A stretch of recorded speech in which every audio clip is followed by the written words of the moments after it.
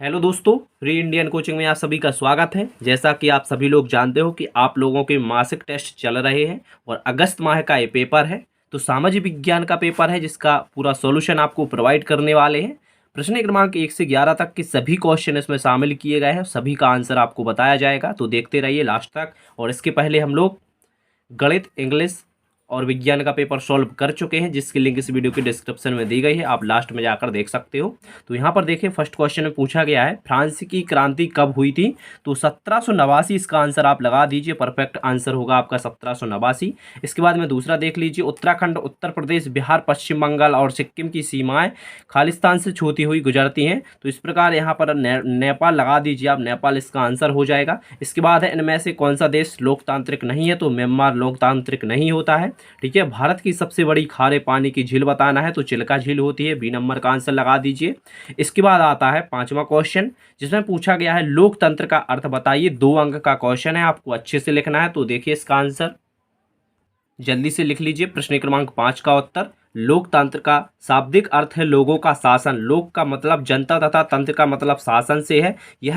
यह प्रजातंत्र एक ऐसी शासन व्यवस्था है जिसमें शासन की शक्ति निहित होती है, इसलिए लोकतंत्र जनता द्वारा जनता के लिए जनता का शासन है। आपको ये चीज नोट करना है, अच्छे से क्वेश्चन का आंसर लिखना है ताकि 2 अंक मिल सके साफ स्वच्छ राइटिंग में, और इस प्रकार डाल देना है प्रश्न क्रमांक 5 का उत्तर। ठीक है, वीडियो बनाने का मकसद यही था कि आप लोगों का बताया जाए कि पेपर में आपको किस प्रकार लिखना है। तो देखिए इस प्रकार लिखना है प्रश्न क्रमांक 5 का उत्तर। फिर यहाँ पर देखिए इस साइड आपको उत्तर लिख देना है। फिर इस प्रकार आपको राइटिंग में, अच्छी राइटिंग में लिखना है बट, ठीक है, ताकि पेपर चेक करने वाले अच्छे से चेक कर सकें। ठीक है, ताकि उनको समझ में आए। चलिए इसके बाद प्रश्न क्रमांक 6 देखते हैं। तो देखिए यहाँ पर इस क्वेश्चन में पूछा गया है जैकोबिन क्लब के सदस्य कौन थे। 2 अंक का क्वेश्चन है। तो चलिए देखते हैं क्वेश्चन 6वां। तो देख लीजिए, ये रहा आंसर। जैकोबिन क्लब के सदस्य मैक्सिमिलियन रोबे रोबेपियर, ठीक है, आधा बा बना हुआ है, यानी कि रोबेपियर थे, जो कि एक फ्रांसीसी वकील और राजनीतिज्ञ थे। इन्हें फ्रांसीसी क्रांति से जुड़े सर्वाधिक प्रसिद्ध और प्रभावशाली लोगों में से गिना जाता है। तो ये आंसर आप नोट कर लीजिए, प्रश्न क्रमांक 6 का उत्तर है।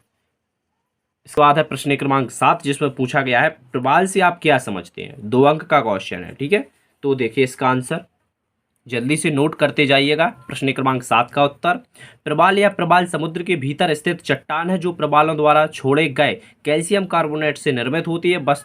वस्तुतः ये इन छोटे जीवों की बस्तियां होती हैं। साधारण प्रबाल सेल सीढ़ियाँ उष्ण एवं उथले जलवे सागरों, विशेषकर प्रशांत महासागर में स्थित अनेक उष्ण अथवा उपोष्ण देशीय द्वीपों के समीपीय में बहुयातायात से पाई जाती हैं। तो इस प्रकार इसका आंसर आपको नोट करना है। ठीक है, यानी कि लिख लेना है। तो लिख लीजिए। इसके बाद प्रश्न क्रमांक 8 देखते हैं। प्रश्न क्रमांक 8 में देखिए पूछा गया है 1789 की फ्रांसीसी क्रांति का तात्कालिक कारण क्या था। 2 अंक का क्वेश्चन है, तो इसे भी आप नोट कीजिए। प्रश्न क्रमांक 8 का उत्तर, फ्रांस की क्रांति का एक महत्वपूर्ण कारण सामाजिक असमानता थी। फ्रांस की क्रांति के समय फ्रांस में समाज में अत्यधिक असमानता व्याप्त थी। समाज 2 वर्गों में विभाजित था और विशेषाधिकार वाले वर्ग में कुलीन लोग और पदारी थे। ठीक है, तो इस प्रकार इसको भी आप नोट कर लीजिए। इसके बाद आता है प्रश्न क्रमांक 9। तो यहाँ पर देखिए संविधान के मूल सिद्धांत लिखना था इसमें, यानी कि संविधान का क्या आशय है, संविधान को एक्सप्लेन करना था, समझाना था। तो इस प्रकार आप लिख दीजिए कि संविधान क्या है। ठीक है, इसके बाद प्रश्न क्रमांक 10। तो प्रश्न क्रमांक 10 में पूछा गया है, देखिए यहाँ पर, फ्रांस में दास प्रथा का उन्मूलन कैसे हुआ समझाइए। तो प्रश्न क्रमांक 10 का आंसर भी आप देख लीजिए, ये रहा। तो इसको समझा दीजिए इस प्रकार। तो इसे आप जल्दी से लिख लीजिए, प्रश्न क्रमांक 10 का उत्तर। ठीक है, तो इसे आप लिख लीजिए। ठीक है, लिख लिया ना आपने, स्क्रीनशॉट ले लीजिए। इसके बाद लास्ट क्वेश्चन था, भारत में कर्क रेखा किन किन राज्यों से होकर गुजरती है, उनके नाम बताइए। ठीक है, तो इस लास्ट क्वेश्चन था, इसका आंसर भी देख लेते हैं।